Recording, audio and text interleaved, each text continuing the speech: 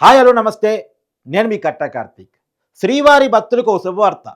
తిరుపతి వేదికగా ఆంధ్రప్రదేశ్ ముఖ్యమంత్రి నారా చంద్రబాబు నాయుడు గారు సంచలన నిర్ణయం తీసుకున్నారు. ఎంతో కాలంగా శ్రీవారి భక్తులు, హిందూ సంఘాలు డిమాండ్ చేస్తున్నటువంటి ముంతాజ్ మహల్ రద్దు చేయాలనేటువంటి డిమాండ్‌కి ఇయ్యాల పరిష్కారం దొరికింది. ఆ ముంతాజ్ మహల్‌ని తీసివేస్తున్నట్టు, దాని లైసెన్స్‌ను రద్దు చేస్తున్నట్టు ముఖ్యమంత్రి చంద్రబాబు నాయుడు గారు ప్రకటించారు. ఇది అందరూ కూడా ఎంతో కాలంగా చేస్తున్న డిమాండ్. ఈ ముంతాజ్ మహల్ జగన్మోహన్ రెడ్డి గారి పరిపాలన కాలంలో తిరుపతిలో ఏర్పాటు చేయబడింది. దీని మీద హిందూ సంఘాలకు కానీ, శ్రీవారి భక్తులకు కానీ ఉన్న అభ్యంతరం ఏంటంటే, తిరుమల కొండకి, అంటే తిరుమల కొండ అంటే ఎంత పవిత్రమైందో మీ అందరికీ తెలియంది కాదు. ఆ తిరుమల కొండకి కరెక్ట్‌గా అభిముఖంగా, ఇంకా కరెక్ట్‌గా చెప్పాలంటే వెంకటేశ్వర స్వామి గారి విగ్రహానికి, స్వామి విగ్రహానికి కరెక్ట్‌గా అభిముఖంగా కొండ కింద ఈ ముంతాజ్ హోటల్‌ని ఏర్పాటు చేయడం జరిగింది. శ్రీవారి కొండ ఆకారం మీ అందరికీ తెలుసు.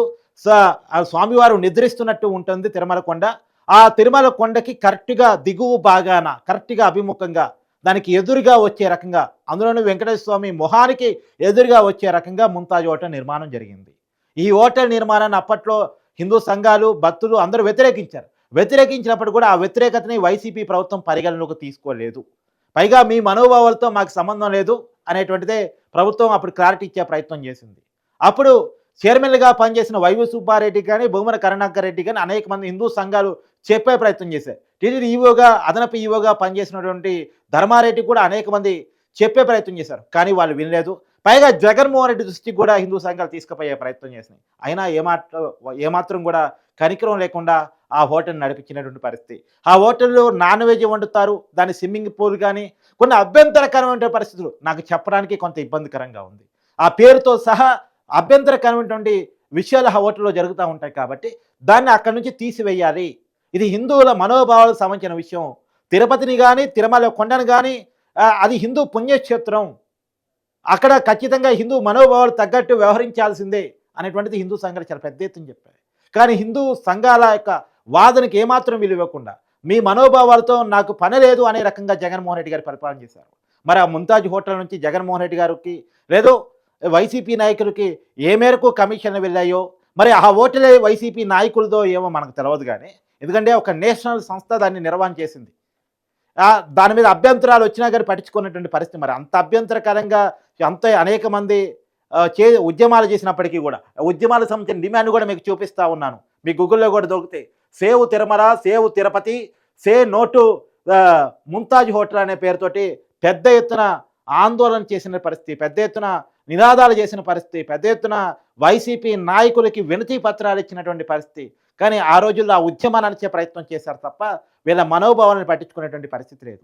ఇలా మనం చూస్తూ ఉన్న వైసీపీ పరిపాలన కాలంలో చివరికి తిరుమల శ్రీవారి లడ్డూని కూడా వాళ్ళు అపవిత్రం చేయడానికి ఏమాత్రం వెనకాలేదు అనేటువంటి వార్తలు మనం చూస్తూ ఉన్నాం. ఆ లడ్డు కల్తీ మీద ఎంక్వైరీ నడుస్తూ ఉంది. ఇప్పుడు సిట్ ఎంక్వైరీ జరుగుతూ ఉంది. ఇప్పటికే కొంతమంది ఎవరైతే నెయ్యి సప్లై చేశారో దానికి సంబంధించిన సంస్థల నాయకులు, అంటే డైరెక్టర్స్ని అదుపులో తీసుకోవడం జరిగింది.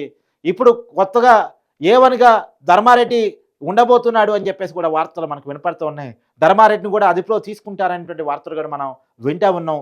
తర్వాత వైవి సుబ్బారెడ్డి, భూమన కరుణాకర్ రెడ్డి దీనికి బాధ్యత వహిస్తారా, వాళ్ళని కూడా అరెస్ట్ చేస్తారా, ఎంక్వైరీ పిలుస్తారా అనేటువంటి చర్చ నడుస్తున్న టైంలో, ఏదేమైనా శ్రీవారి భక్తులు చాలా పవిత్రంగా చూసే తిరుమల కొండని కానీ, శ్రీవారి ప్రసాదాన్ని కానీ, తిరుపతి క్షేత్రాన్ని కానీ, తిరుపతి గడ్డని కానీ వీళ్ళు అపవిత్రం చేయడానికి జగన్మోహన్ రెడ్డి ఏ రకంగా ఆ రోజు చేశాడు అనేటువంటిది ఇలా ఒక్కొక్కటి బయటకు వస్తూ ఉంది.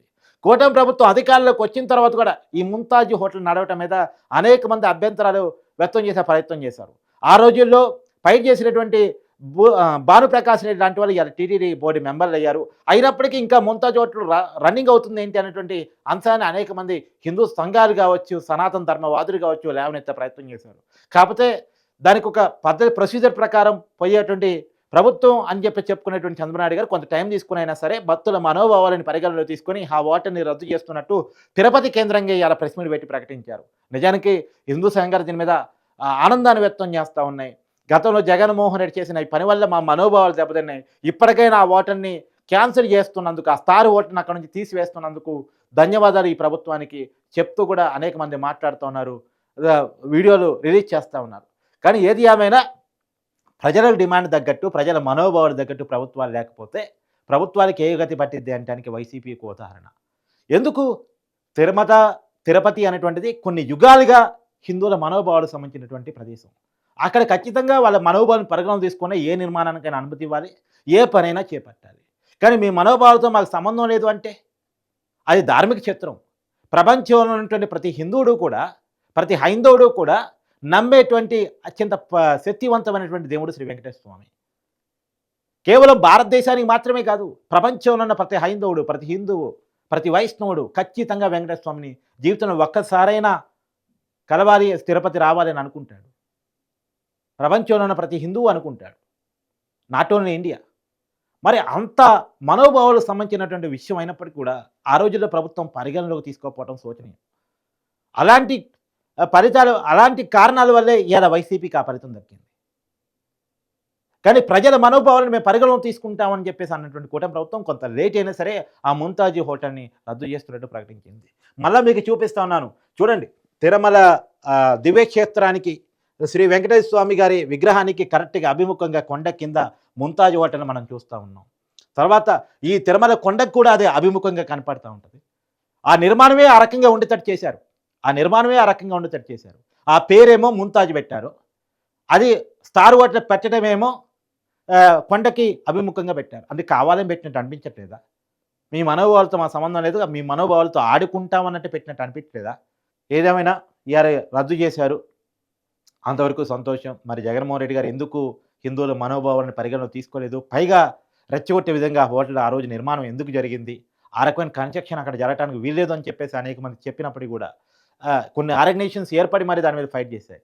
సరే, ఏదేమైనా చాలా అభ్యంతరకరమైనటువంటి విషయాన్ని ఆ రోజుల్లో ఆధ్యాత్మికత లేవనెత్తారు. ఇది హిందూ ధర్మానికి వ్యతిరేకమైనటువంటి పని అని కూడా ఆ రోజు చెప్పడం జరిగింది. ఇది మాత్రమే కాదు, తిరుపతి దేవస్థానంలో అనేకమైనటువంటి మార్పులకి, సంస్కరణలకి శ్రీకారం చుట్టబోతున్నట్టు, గతంలో జరిగిన విధంగా కాకుండా ఒక మంచి పద్ధతి అయినటువంటి హిందూ మనోభావాలకి ప్రతీకగా ఆ తిరుమల కొండను తీర్చిదిద్దబోతున్నట్టు, ప్రతి ఒక్కరి మనోభావాన్ని పరిగణలోకి తీసుకుంటే శాస్త్రోక్తంగా అన్ని రకాల పనులు చేయబోతున్నట్టు కూడా చంద్రబాబు గారు ప్రకటించారు. గతంలో జరిగినట్టు జరగదు అనేటువంటి విషయాన్ని ప్రకటించారు. ఆయన స్వయంగా ప్రసాదాల నాణ్యతను కూడా పరిశీలించారు. ప్రసాదాలు, తిరుమల శ్రీవారి ప్రసాదం అంటే చాలా పవిత్రమైనటువంటిది. గతంలో కల్తీ జరిగింది అదే కాబట్టి ఇప్పుడు ఎలా ఉన్నాయి అనేటువంటి స్వయంగా ఆయన ప్రసాదాల తనిఖీని కూడా చేయడం జరిగింది. రాబోయే కాలంలో ఇంకొంత క్వాలిటీగా ఉంచాలని కూడా చెప్పినట్టు మనకు వస్తున్నటువంటి సమాచారం. ఏదేమైనా ఉన్నటువంటి క్వాలిటీ మీద కూడా ఆయన సంతృప్తిని వ్యక్తం చేశారు అనేటువంటిది కూడా మనకు అందుతున్న సమాచారం. ఏదేమైనా తిరుమల కొండని రాష్ట్ర ప్రభుత్వం టీటీడీ ద్వారా అత్యంత పవిత్రంగా, ప్రతిష్టాత్మకంగా తీసుకుంటుంది అనేటువంటిది చంద్రబాబు నాయుడు గారు చెప్పినట్టుగా తెలుస్తూ ఉంది.